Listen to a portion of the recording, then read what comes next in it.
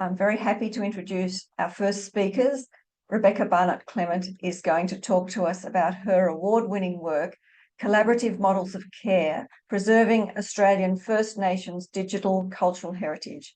And she will be joined today by First Nations curator and writer, Kobe Edgar from Agency Projects. Collaborative Models of Care was designed to provide a best practice blueprint for non-First Nations professionals wanting to contribute their digitisation and digital preservation skills, knowledge and expertise towards the care of digital cultural heritage held by and produced in Australians' First Nations communities. Originally designed by Rebecca in the role of digital preservation analyst and curator and writer Kobe Edgar of Agency Projects, the project involved digitisation of archival assets for Bulla Bulla Arts Centre. At the completion of a DPC RAM assessment, a tool to assess an organisation's digital preservation maturity for Bulla Bulla Arts Centre and Milingrimbi Arts Centre. So I'll hand over now to Beck and Kobe. Hi everyone, thanks so much for having us. I'm just going to share my screen so you can see our presentation. How's that? Great. It's great. Okay. So hi everyone, as Robin said, my name is Beck. I'm a digital preservation analyst with a background in time-based art conservation, and this is my collaborator on the project, Kobe. G'day, how are you? My name's Kobe Edgar. I'm Larrakia, Jingly, English, Filipino, Austrian, everything naughty and nice with a little bit of spice. I'm from Darwin originally, but I've lived and worked on the lovely lands of the Gadigal people of the Eora Nation, which is where we're coming from today, for about 8 years now. And yeah, that's me. So this project came about through an AICCM grant. AICCM is the Australian National Conservation Body.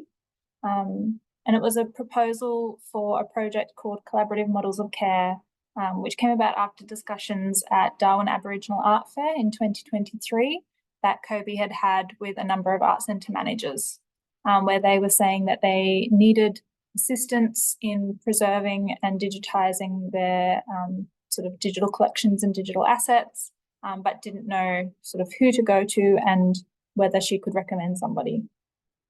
The proposal was for a trip where we would undertake a DPC RAM assessment, as well as any tailored activities identified by those art centres to improve their digital preservation maturity rating. So the two art centres that we were working with were Bulla Bulla and Milingimbi. The idea was that this trip would be a pilot project, which we could then refine and then propose as an annual project, working with different art centres over a number of years and growing in capacity, hopefully bringing in AICCM community and the Digital Preservation Coalition community. It was very generously funded by the Gordon Darling Foundation, and I think this image on the first slide just perfectly encapsulates everything that we were trying to achieve. On the left is Mel, the art centre manager, literally jumping for joy, seeing all the sort of pieces coming together. So that was a really lovely start. Next slide. There we go. The history of skilled people. So skilled people come into communities all the time. I work with art centres on the regular, always have. Usually I'm going out there as a skilled person to offer my skills as a curator, but we do get a lot of conservators and other skilled people that like to go out to communities and do some training in Indigenous communities. They come with their own set of ideas around what is correct care of objects. So we wanted to flip it and have this led by Indigenous people for that very reason. So being on the project is integral.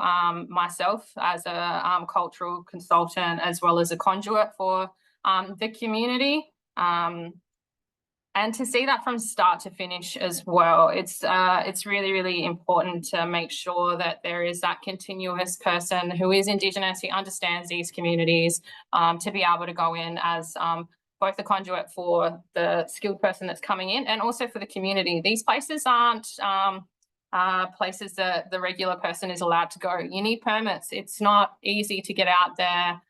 There's buffaloes, there's snakes, there's crocodiles, there's tiny little planes that you have to get onto.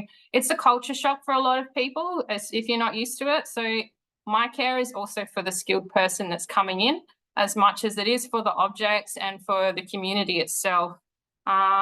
It's about making sure there is that long-term relationship that happens as well, because we're not here to create something where someone can go in and then write about it for the rest of their lives. We want them to be going in and continuously collaborating with these communities for that longevity of the relationship. Yeah. So in undertaking these digital preservation actions, transparency was really important. And so we wanted to be doing that in full view of the community and inviting the community to be involved in the discussions, and making the process more transparent allows the community to take ownership over the process. So I was undertaking the vast majority of the digitisation when we were in Bulla Bulla up in the art centre. So the artists were there, their families were coming in all the time. I would just be handing out my laptop so they could go off and have a look at the images that were being digitised. I was talking through the process of digitising and then preserving all of these digital assets and our kind of thinking around what that might look like, and having those conversations in full view of everybody so that everybody could be as involved as they were interested in being. It also provides non-First Nation staff like myself ongoing opportunities to discuss digital preservation concepts, which come up in the RAM in a really tangible way, which can make sense and then can be translated into language if needed so that we can bring everyone along on the journey.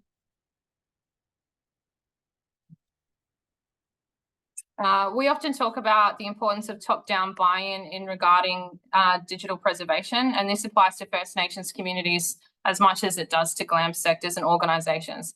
Art Centre staff help provide all of the opportunities to sit down with the correct people. So right now we see Beck sitting there with Daphne, and Daphne is not only the director of the Bulla Bulla Art Centre, she works with the ranging program. She is the senior law woman in that community. So having her come down and advise on some of that content is integral. I know it's only so much. It's their community content. I'm Larrakia. It's their community. It's not my community. So my job is to kind of filter through those things before it gets to Daphne so that she doesn't have to do all that extra work. And then Beck can work with her to look at, what the public can see, what's for men, what's for women, and we can then figure out what they need as a digital platform. So not only did we want to be undertaking some digital preservation, some digitisation activities, we also wanted to be undertaking a RAM assessment for both Bulla Bulla and Milingimbi. The reason that we were doing some additional digitisation sort of tailored activities for Bulla Bulla is they're much earlier in their sort of digital preservation journey than Milingimbi are. And so it was good to be able to go through that process and undertake, start sort of setting out the concepts of a RAM assessment at the beginning of the trip, and then do the digitisation and then sort of finalise the RAM assessment at the end of the trip with Bulla Bulla, because it meant that we could talk about the concepts with the Art Centre staff at the beginning, undertake the digitisation, and then even just in doing that be able to show how their digital preservation maturity had really increased just in those 3 or 4 weeks that we were in community, and then work with them to find culturally appropriate and realistic outcomes in terms of that sort of future mapping for their digital preservation maturity. As Kobe was saying, a lot of these communities are incredibly remote. There's often not a lot of digital infrastructure, if any. And so just working with them to find solutions and sort of, solutions for what they want in a way that is actually sustainable for the community once we leave. Obviously, it's really important that we have these ongoing relationships, and that's something that we have committed to for life with Romy, comes with the director. But we can't be in community all of the time, so we need to make sure that it's sustainable for the community to maintain and undertake themselves, and that's a big part of undertaking the RAM assessments was figuring out where those gaps were, and often it's training and sort of digital preservation workflows and upskilling. And so identifying those as the areas of biggest future need.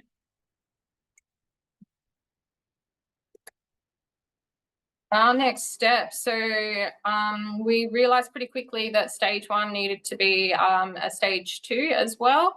The pilot needed to be expanded. They have so much content out at Bulla Bulla, and the mediums that they come in are so diverse that we need the time and space to be able to really look through that work again and finish off the digitization.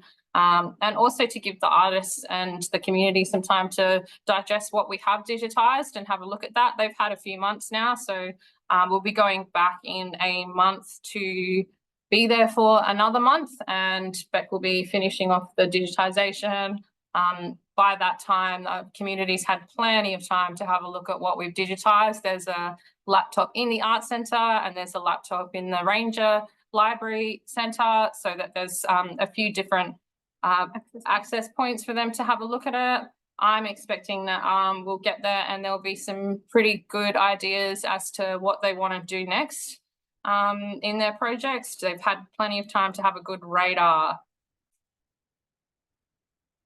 And so, yes, we realised that as a pilot, stage 1 wasn't enough. And so we were doing stage 2 in a month. And then based on that further digitisation, we're thinking that there'll be a stage 3, which is where Kobe will work with the communities to really activate those archives. And the activation of those archives is something that Indigenous people have done for ages.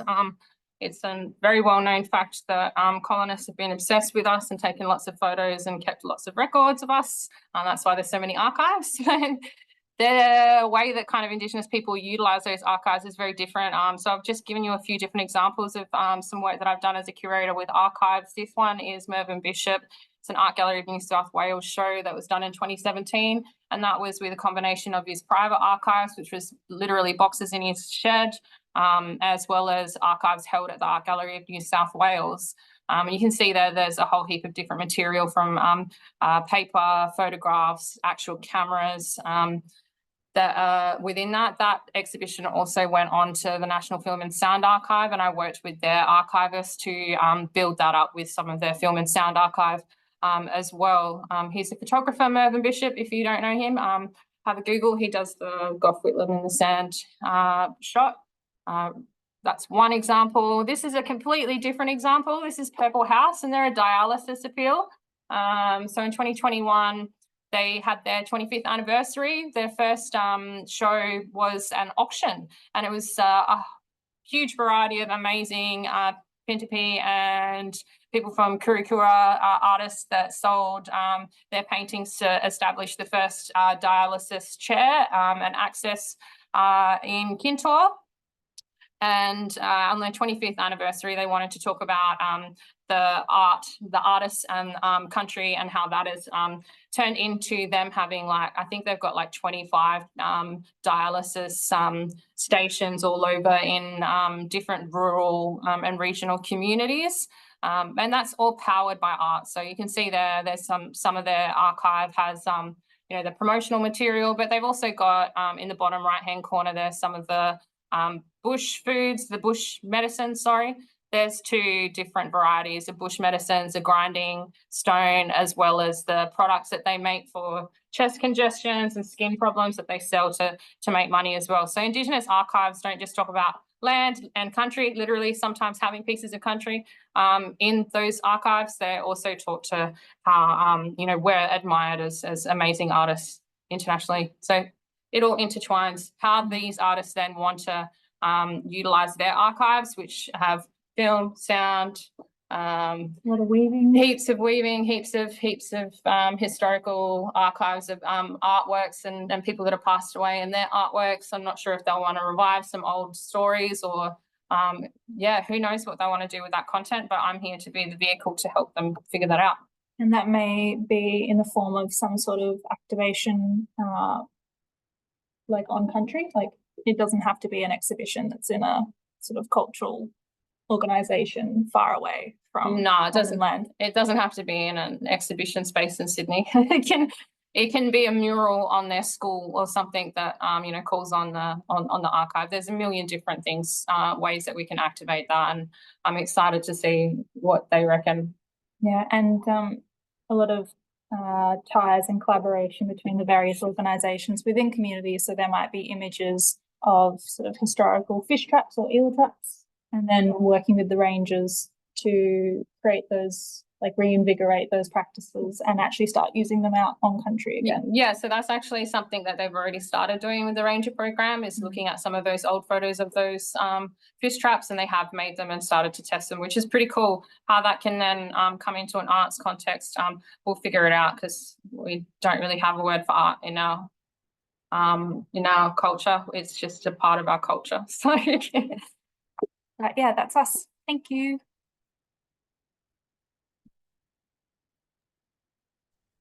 Thank you, Beck and Cody. That was fantastic, really interesting, and really exciting to think about you going on to stage 3. That's really great news.